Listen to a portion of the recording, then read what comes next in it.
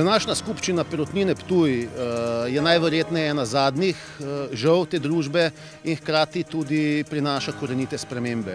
Gre namreč za odločitev skupščine večinskih lastnikov o razrešitvi vseh članov nadzornega sveta ter o izvolitvi popolnoma nove sestave nadzornega sveta družbe.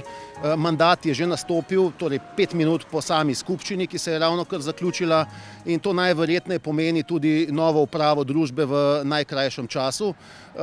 Hitenje pri teh procesih prevzema in novega lastnika v družbi je bilo seveda očitno in moč zaznati že ob vnovičnih sklicih identične skupščine in potem priklicih v čakanju na odločitev oziroma soglasje Agencije za varstvo konkurence, ki je bilo s tem v zvezi dano, kar pomeni, da v bistvu v najkrajšem času pričakujemo tudi uradno objavo o tem, da je bil sklenjen posel v smislu prodaje večinskega več kot 90-odstotnega deleža, ki je še danes formalno v lasti slovenske industrije jekla, novemu lastniku, torej ukrajinskemu kupcu proizvajalcu.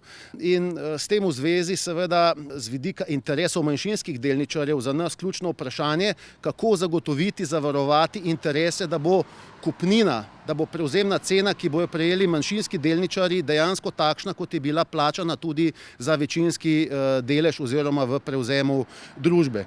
S tem v zvezi sem tudi iz tega naslova napovedal na skupščini izpodbijanje sklepov danes sprejetih, predvsem iz razloga popolnoma strateškega vidika, da si zagotovimo tudi še dodatne varovalke, kolikor jih je v takih postopkih možno. Sicer pa tudi po zagotovilih, ki sem jih na sami skupščini prejel, pričakujemo postopke skladno z zakonom, torej v smislu seveda skorajšnje prevzemne namere, potem tudi prevzemne ponudbe, ob kateri bo znana cena. Cena je seveda tukaj zelo pomemben dejavnik. V medijih namreč je bilo zaslediti, da bi naj za ta večinski delež bilo namenjenih kar 270 milijonov evrov, kar je več kot 27 evrov na delnico družbe. To pa je neprimerno več kot ob zadnji prevzemni ponudbi, ko je bila ta cena 8 evrov na delnico, takrat, ko je slovenska industrija jekla pravzaprav prevzemala samo družbo.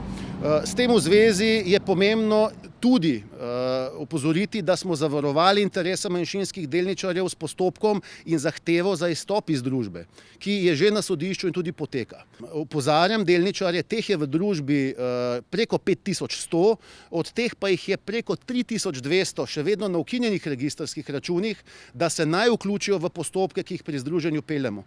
Torej, bodisi v delničarski sporazum, bodisi naj pristopijo v program delniške opore, kajti v nasprotnem primeru, če bodo ostali na ukinjenih registrskih računih pri KDD, ne bodo dobili nobene kupnine, nobene cene, nobene prevzemne cene, iz tega naslova prav gotovo ne.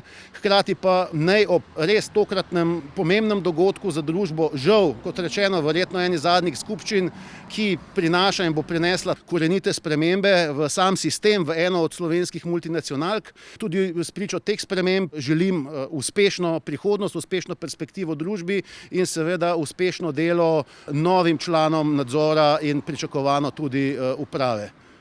Srečno Perutnina Ptuj.